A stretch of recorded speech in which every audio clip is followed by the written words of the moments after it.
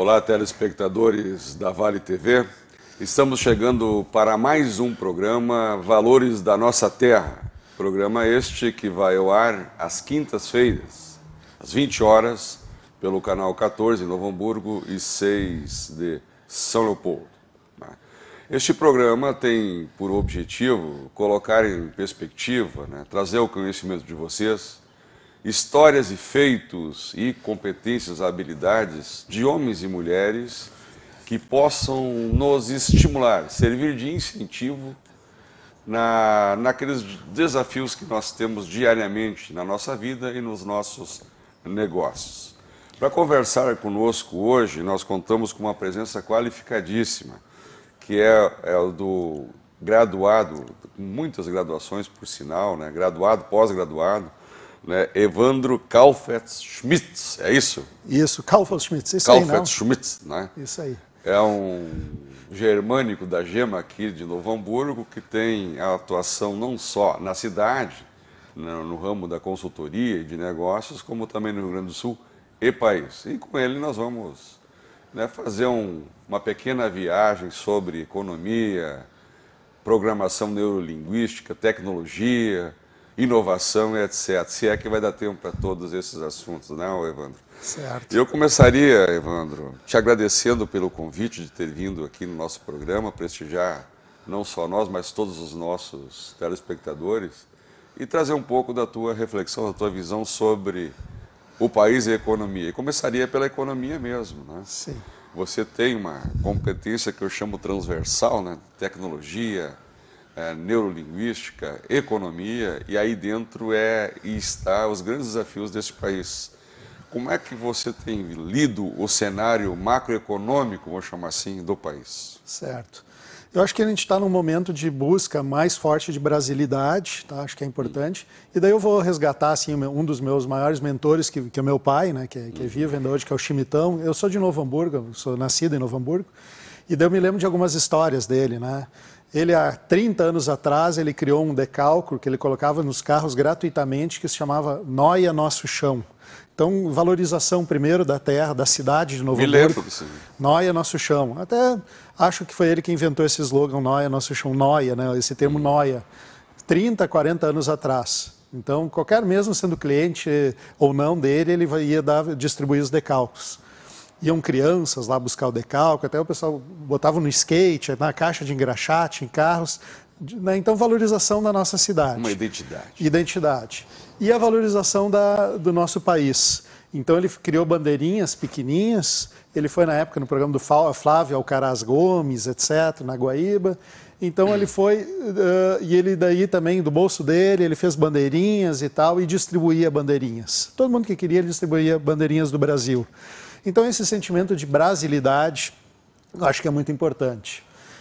Às vezes o brasileiro não sabe todo o potencial que o país tem, até por não conhecer, às vezes, outros países. Muitos brasileiros, às vezes, não saíram nem do estado, outros não saíram nem do país. E se a gente conhece outros países, a gente sabe que tem muito para o Brasil melhorar, mas a gente sabe também do potencial que tem o Brasil, essa riqueza que o Brasil tem. E eu sou um cara muito otimista, então, sabendo de toda a riqueza que tem o potencial do país, as riquezas naturais, as riquezas humanas, não há como não ser otimista. Então, a gente tem que acreditar e saber que podemos ter um Brasil, um país, uma cidade sempre muito melhor. Essa sua fala ela é, digamos, estimulante, porque eu tenho uma identidade com ela. Eu sempre digo, assim, Evandro, que toda a realidade já foi um sonho, E nós precisamos sonhar com o país que nós queremos, o estado e a região que nós queremos. Ela precisa se colocar no nosso horizonte, porque as competências nós temos. Nós somos um país trabalhador, ordeiro, que se agrupa facilmente ao redor de um projeto. Você também comunga dessa visão e que, na verdade, está faltando para nós um projeto. mais claro. Sim. Essa é a sua visão também. E eu tenho, assim, numa busca constante, numa espiritualidade, de entender os seres humanos e tal, e eu tenho uma facilidade de perceber as energias. Sim. E eu percebo em ti, Antônio, assim, uma energia assim, muito forte disso também, dessa direção. Então eu percebo uma sintonia muito forte, assim, sabe? Eu cheguei aqui, eu senti uma sintonia, uma energia muito forte disso, entende? Então eu percebo essa tua visão, né? Realmente é muito interessante. Então, com certeza, temos tudo, temos tudo. Temos tudo. Eu tenho, viu, Evandro, um lema assim, ó, todo dia de manhã me acordo para sair e fazer o que eu preciso fazer. Sim. Então eu não gasto tempo com o que eu não devo ou preciso fazer. Sim. Entende? Então, é porque é projeto, né? É visão de futuro. E eu que também estive pelo Exército, né, eu acabei servindo as Forças Armadas e lá esse sentimento de brasilidade, de pátria, de querência, que nós usamos um termo muito próprio aqui, ele sempre foi muito presente, latente em mim. Então a necessidade de nós, digamos assim, deixar aflorar mais essa identidade, esse desejo de edificar um lugar que seja de orgulho, viver, trabalhar, ter filhos, né, se desenvolver. Acho que isso precisaria ser resgatado. E nós não somos menor do que quase nenhuma outra nação. Né? Você que é um homem do mundo, né? Sim, sim, com certeza. O Brasil tem um pouco dessa síndrome, às vezes, de se achar inferior, né? E realmente temos que valorizar o que é nosso. Né? E o ser humano tem a mente poderosíssima. Né? Se a gente pegar PNL, Programação Neurolinguística, eu vou te dar alguns exemplos aqui, bem interessantes. Primeiro, né, vou dar alguns exemplos práticos. Tu pega um cachorro, né, um cachorro feroz, certo? Diz para uma pessoa, né? Daí tu põe um muro, digamos, e diz para a pessoa, vá lá e sai correndo e atravessa esse muro. A pessoa vai olhar o muro, de repente vai, não, esse muro é muito alto, não consigo pular. Agora tu pega essa mesma pessoa e põe um cachorro feroz atrás dela. Essa pessoa vai pegar, vai sair correndo e vai pular o muro. Depois tu pergunta, mas como é que tu conseguiu pular o muro? Tu não viu o cachorro? Mas que cachorro? Nem vi o cachorro. Que muro? Não, nem vi o muro, né? Nem vi. Simplesmente, né, deu adrenalina e pulei, né? Então, um exemplo. Outro exemplo, né? Tu põe aqui no chão uma tábua, e você caminha aqui no chão em cima dessa tábua, uma tábua com uma boa largura, caminha. Agora pega essa mesma tábua, põe em cima de 2 prédios enormes lá em Dubai, caminha em cima dessa tábua. Não, aqui em cima é muito alto, eu não caminho. Tá, mas é a mesma tábua, você é a mesma pessoa. Então, a nossa mente, ela pode nos libertar ou pode nos bloquear, certo? Então, na mesma situação. Outro exemplo, foi feita uma pesquisa, né? 2 grupos. E daí colocaram um grupo de pessoas que tinham medo de assalto, né? E daí fizeram uma estatística e pessoas que não tinham medo de assalto. Fizeram estatística, essas pessoas que tinham medo de assalto eram muito mais assaltadas do que as que não tinham medo de assalto, tá? Então, nisso, eu vejo muito forte essa questão assim, até da pandemia, que a gente tem que se cuidar, etc., usar, né, máscara, proteção, mas as pessoas que têm mais medo, elas são mais suscetíveis, porque o medo, ele tira as propriedades químicas necessárias para o corpo, né? Então, o medo, ele realmente te traz a possibilidade de contrair mais doenças, diminui a tua imunidade, certo? Então, por isso eu sou um eterno otimista, um pensador positivo, estou sempre, né, o medo eu procuro sempre deixar de lado. Essa questão, se nós fôssemos enveredar por ela, né, da neurolinguística, ela é espetacular, né, Sim. Evandro? Eu me lembro que em 2013 eu li um livro que, para mim, ele destruiu parte dos pilares de convicção que eu tinha. Ele foi muito dramático. Sim. Que foi aquele livro Pense Rápido, Pense Devagar, né, do Kahneman. Né? Sim. Eu chegava, até ali eu tinha 305 mil verdades absolutas e forma de ver o mundo. E ele me mostra que a mesma realidade reposicionada não estava mais no mundo, né? Sim. E aquilo ali assim, serviu de ensinamento para mim, inclusive em relação a essas verdades que a gente convive no dia a dia. E eu me lembro de um exemplo, nisso que você tenha falar, se me permitir, o exemplo, né, da neurolinguística. Então eles pegaram ali um grupo de médicos, 100 médicos, né, e colocaram para eles, para médicos, né, olha, essa medicação aqui, 10% dos que tomam esse remédio morrem. Né? Sim. E aí eles tabularam quantos foram tomar esse remédio. O mesmo remédio para um grupo de 100, dizendo 90% dos que tomam esse remédio se curam. Sim. Os números foram diametralmente opostos de adesão. Sim. tudo o telespectador pode dizer, é a mesma realidade, só foram usadas palavras diferentes para retratá-la, né? Sim, sim. Mas a cabeça processa e leva o sujeito a ter um outro tipo de comportamento de adesão. Sim. Então, isso que é falado, né, do campo da neurolinguística, ou seja, essas técnicas de motivar e de tentar fazer com que o sujeito aprenda e se identifique numa realidade, são fundamentais e poderiam levar a resultados muito mais interessantes, né? Sim, sim. E é só uma questão de colocar palavras, né? Até no estabelecimento de metas, por exemplo, tu pega duas pessoas que, digamos que correm, vamos dizer, são amadores. Sim. Daí tu diz para a primeira, não, faz o seguinte, vamos fazer um exercício, corre até a FENAC ali, eu quero ver com quanto tempo tu chega na FENAC.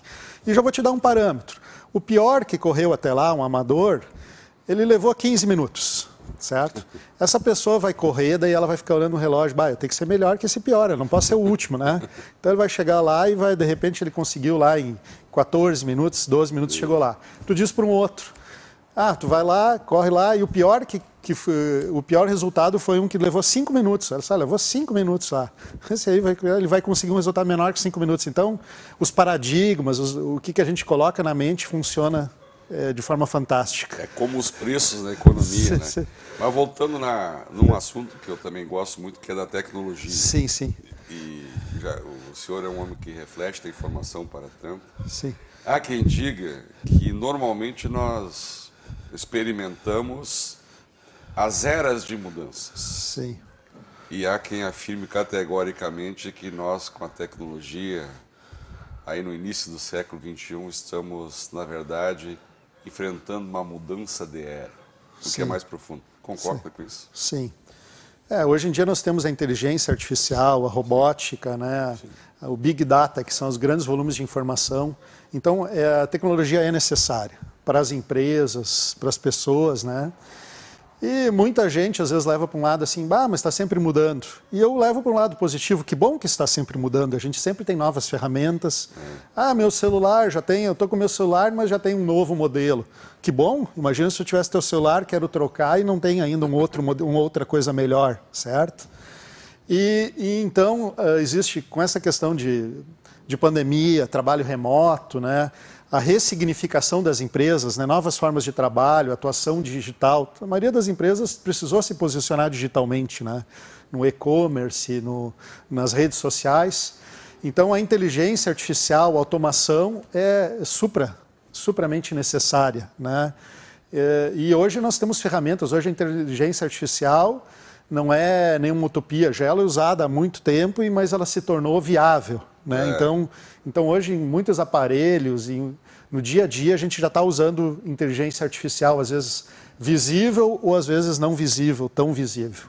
É verdade. Nós vamos fazer um breve intervalo aqui no nosso programa e voltaremos no segundo bloco conversando com o Evandro, né? Um homem que trafega por muitas áreas do conhecimento, como se viu.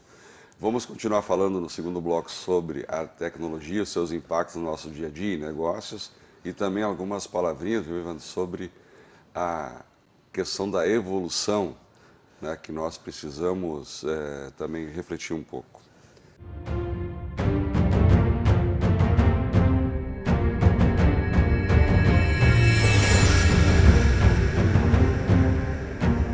É com muita satisfação que a Unimed Vale dos Sinos faz a entrega deste presente especial a você.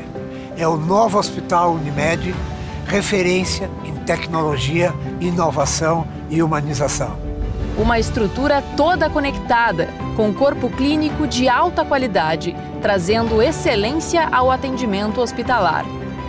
Unimed Vale dos Sinos. Cuidar de você. Esse é o plano.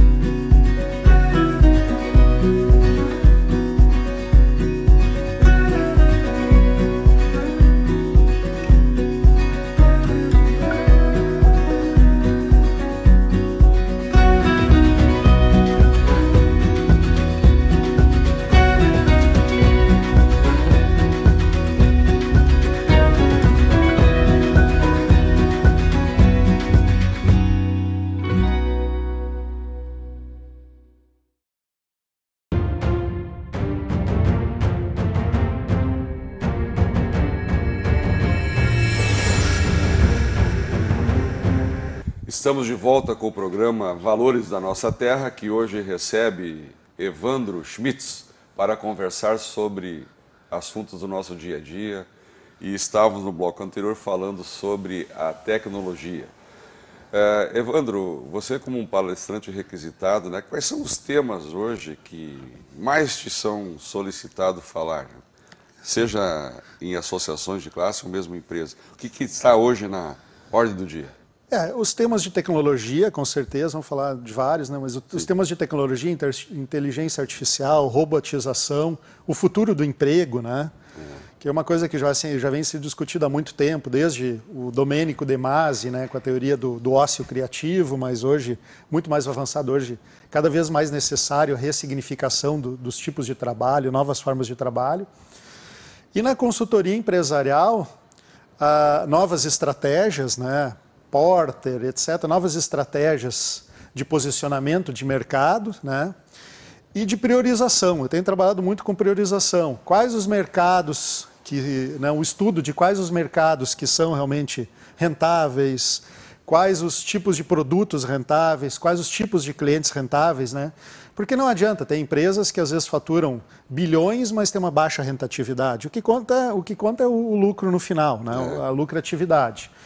Então, a gente tem trabalhado muito em cima disso, né? As empresas também, o entendimento global, né? O que está acontecendo, China, né?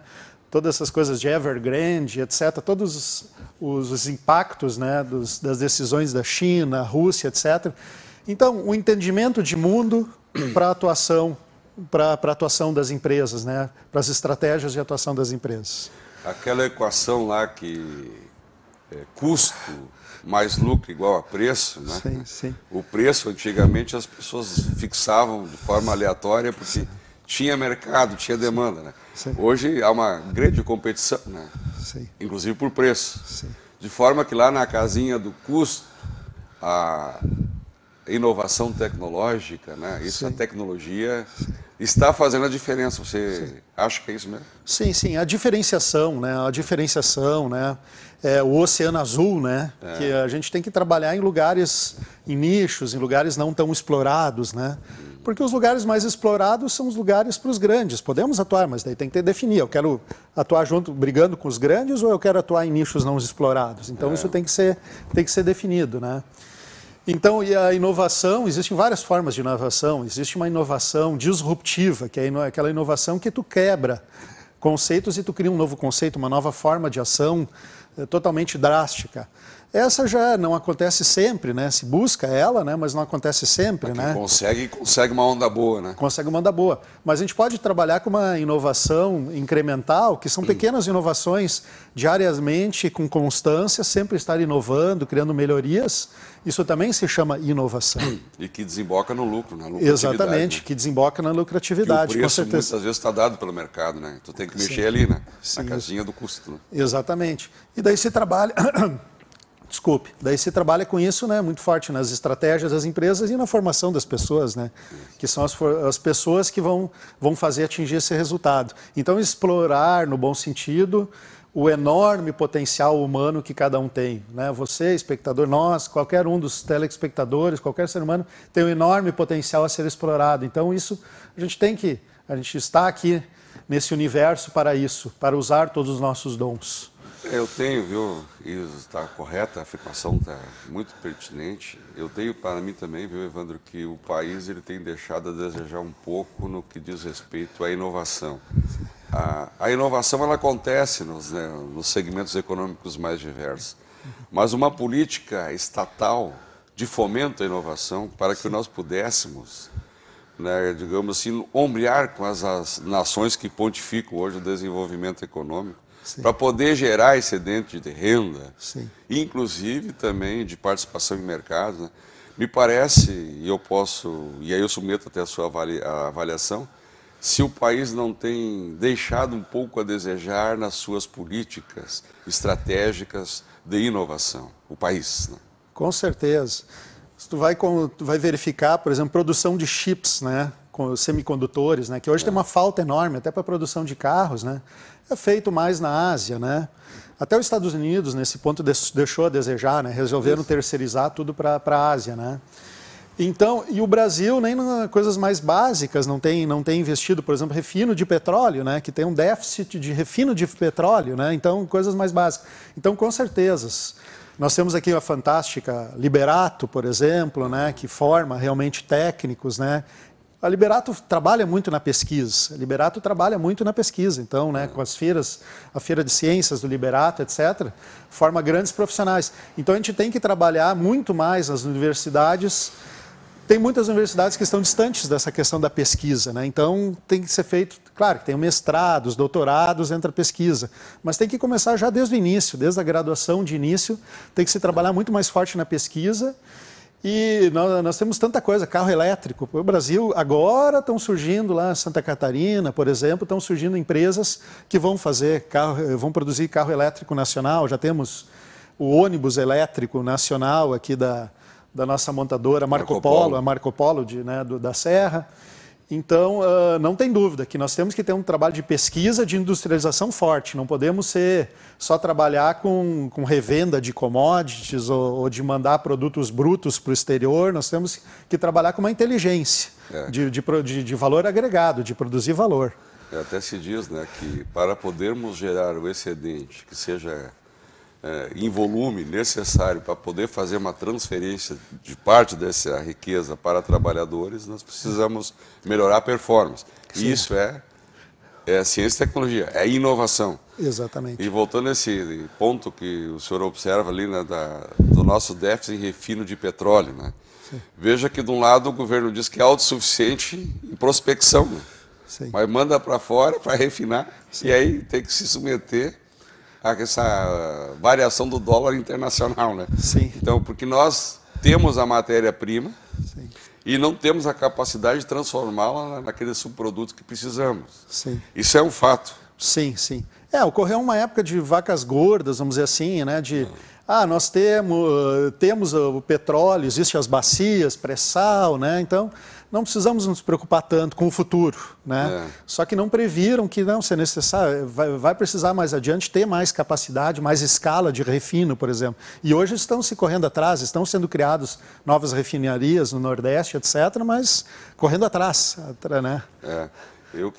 Uma questão assim, eu que fui muito tempo ligado à academia, me chamava muito a atenção, assim, de cada 10 pesquisas que vinham à ordem do dia para serem apreciadas ali, autorizadas, uma era desenvolvimento de algo concreto, assim. Sim. 9 é reflexão, que também é importante, né? Sim. Mas nós temos um viés de gastar grande parte do nosso tempo e recurso para buscar explicações, não para novas materializações. Sim, sim. Eu vou dar um exemplo, por exemplo, a CID que nós pagávamos aí dentro dos combustíveis, ali se gerava bilhões com CID. Sim. Hoje ela até está zerada, se não me falha a memória. Parte desses bilhões gerados com a CID, e eu tive a oportunidade de ver várias pesquisas, todas elas eram nesse sentido de tentar compreender e justificar coisas. Sim. E nenhuma delas era para potencializar as riquezas que tínhamos, que era o próprio petróleo. Sim, sim, né? sim. Apesar que ela também tinha esse viés, né? Então, talvez um desafio do brasileiro tenha que ser esse, sabe, um projeto de nação que o instigue muito mais a acreditar em si e a produzir, né, desenvolver, do que propriamente buscar explicação, né? Sim. Porque existe, porque está nessa situação, né? Sim, sim. Sabe, você que também transitou na academia, sim. Você não acha que nós temos, né, um foco exageradamente, não a pesquisa aplicada, sabe, mais a pura, aquela que é muito mais acadêmica, vamos chamar assim, que é importantíssima, sobre todos os aspectos. E, aliás, estamos até atrasados nessa também, né? Sim. Você não acha que tem que dar uma incrementada na pesquisa aplicada? Tu que uma das tuas especializações, Antônio, é a tributária, uma das, né? Então tu sabe que o custo é muito importante, com certeza, tributos, custo, né? Mas as empresas, além de olhar o custo, tem que olhar também receita, né? Então, às vezes se dedica muito tempo, nesse caso ali, vamos ver a questão do custo, mas se poderia estar dando os passos muito mais largos em inovação, em industrialização, em pesquisa, né? O passo é muito mais largo. Tu sabe que redução de custo existem limites, né? Sempre existem limites. E quando tu fala em inovação, os passos são muito maiores, né? São muito maiores os avanços quando você trabalha, né, nesse outro lado, né?